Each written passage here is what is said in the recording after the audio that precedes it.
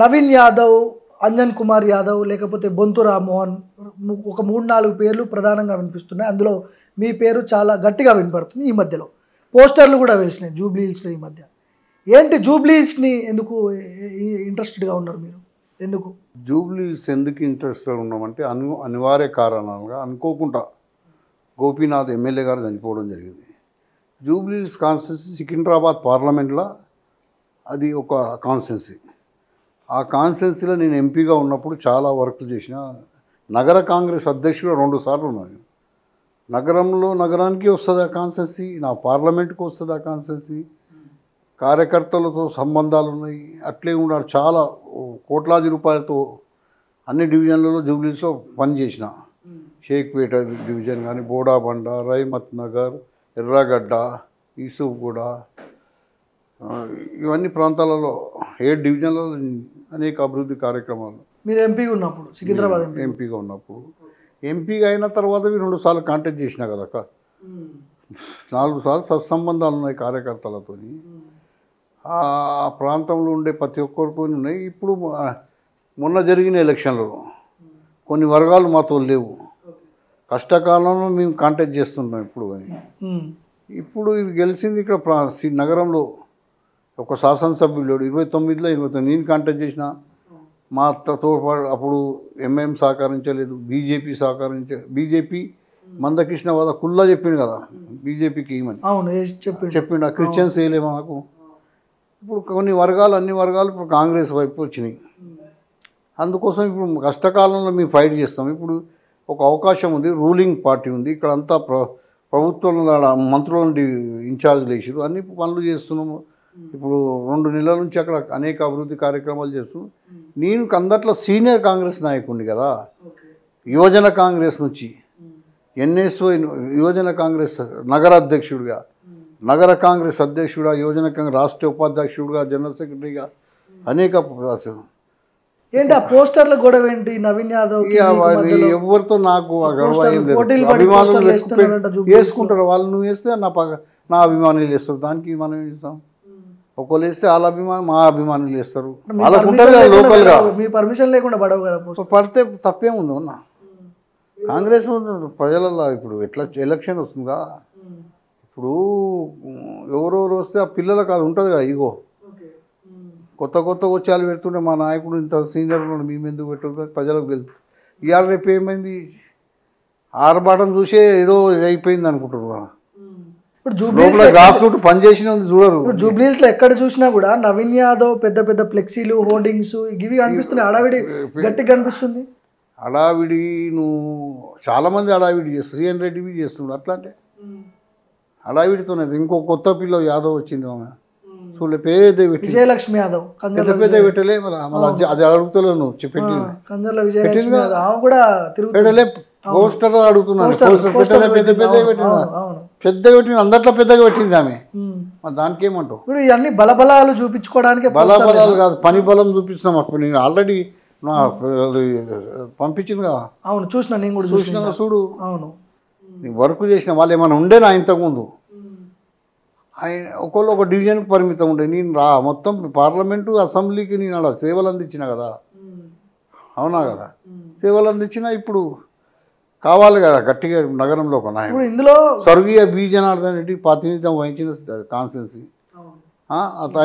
ఆయన కూడా నేను ఎంపీ ఉన్నప్పుడు నా దాంట్లో ఒక ఎమ్మెల్యే ఉండే. ఆయన అప్పుడు ముఖేష్ కూడా నా దాంట్లో ఎమ్మెల్యే ఉండే, నాగేందర్ కూడా ఎమ్మెల్యే ఉండే. జలగం వెంకటరావు ఉన్నప్పుడు కూడా మీరు ఫోటోతో సహా ఉంది. జలగం వెంకటరావుది ఫోటోతో ఉంది.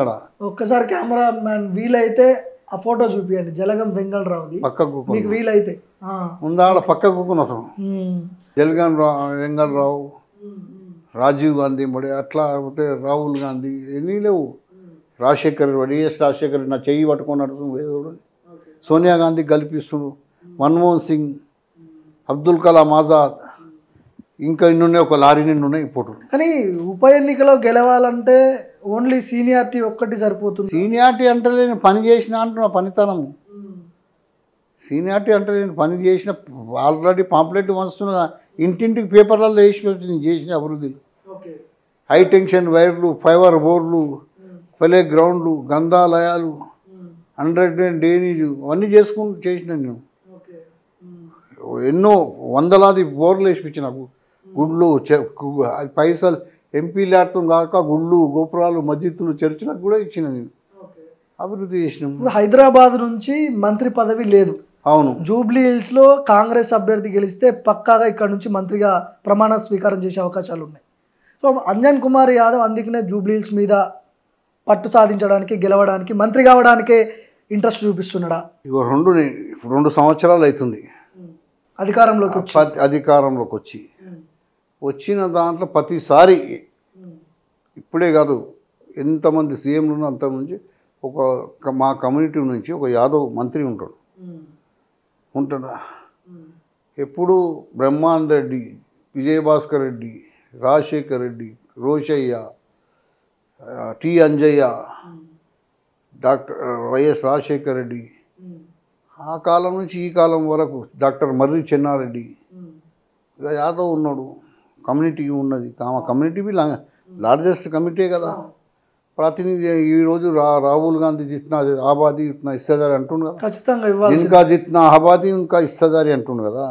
ఇప్పుడు నా ఎంత సీనియర్ నీ రాజకీయాలు వచ్చినప్పుడు కొంతమంది రాజకీయాలనే లేరు, పుట్టలే కొంతమంది అన్ని ఉన్నాయి కదా. మీ పవర్ కొత్తగా వచ్చి మంత్రి అయిన వాళ్ళు కూడా ఉన్నారు కదా.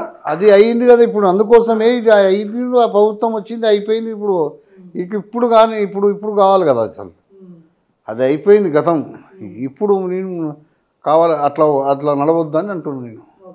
గతంలో నుంచి కూడా మీరు ఎప్పుడు మంత్రి కాలే. సికింద్రాబాద్ నుంచి గెలిచిన వాడు ప్రతి ఒక్కడు ఫస్ట్ టైంకే కేంద్ర మంత్రి అయ్యాడు. నేను యూనియన్ మినిస్టర్ బండారు దత్తాత్రేయ 20 ఏళ్ళ నుంచి పాతుకుపోయి ఉండే. ఆయన మీద కాంటాక్ట్ చేయమంటే ఎవ్వరు కాంటాక్ట్ చేయనన్నారు.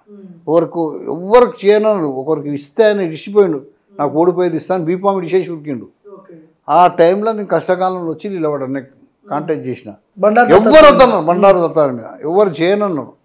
చాలామంది నాయకులను అడిగితే ఎవరు చేయమను. అమ్మో ఆయన ముంగట మేమేం చేస్తామని ఇచ్చిన ఆయన వీడు చేసిపోయిండు. అప్పుడు నేను గత్యంతరం లేని పరిస్థితిలో నాకు హైకమాండ్ కాంటాక్ట్ చేస్తామంటే చేస్తాను. అట్లా అయింది. నాకు అసీం నగర్ ఇచ్చారు, ఇంకోళ్ళు నాకు ఇచ్చారు. గతంలో రీసెంట్గా మన హైదరాబాద్ ఇన్ఛార్జ్ పొన్నం ప్రభాకర్ కూడా స్థానికులకే ఇక్కడ ఎమ్మెల్యే టికెట్ ఇవ్వబోతుంది, మొత్తం ఏఐసిసి చూసుకుంటుంది, రాష్ట్ర ప్రభుత్వ పరిధిలో ఏది కూడా లేదు, ఏఐసిసి చూసుకుంటుంది, వాళ్ళే ఫైనల్ చేస్తారు, స్థానికులకు మాత్రమే టికెట్ అని చెప్పి ఒక క్లారిటీ అయితే ఇచ్చాడు. ఆయన గురించి చేస్తాం. ఆయనకు వర్తించే ఆయన కరీంనగర్ పోయి ఈడ కూడా కాంటాక్ట్ చేసి హుస్నాబాద్లో చేసిండా. ఆయనకేం సంబంధం? ఒక మాట మీరు మాట లేవదీసినందుకు మాట్లాడుతున్నా. ఇది నా పార్లమెంట్ కాన్స్టి 4 సార్లు ఓట్లు వేసింది జూబ్లీస్. నాకు వర్తించేది ఇది. అర్థమైందా? నేను అడిగిన ఎన్నిసార్లు 4 సార్లు నాకు ఓటేసిర్రు, నన్ను గెలిపించిర్రు. ఆ ప్రజలతో మమేకమై ఉన్నా నాకు అనిపించదు కదా.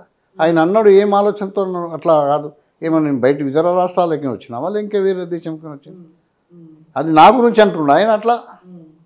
అట్లా అంటే అంజన్ కుమార్ యాదవ్ సైడ్ సైడ్ అవుతామా?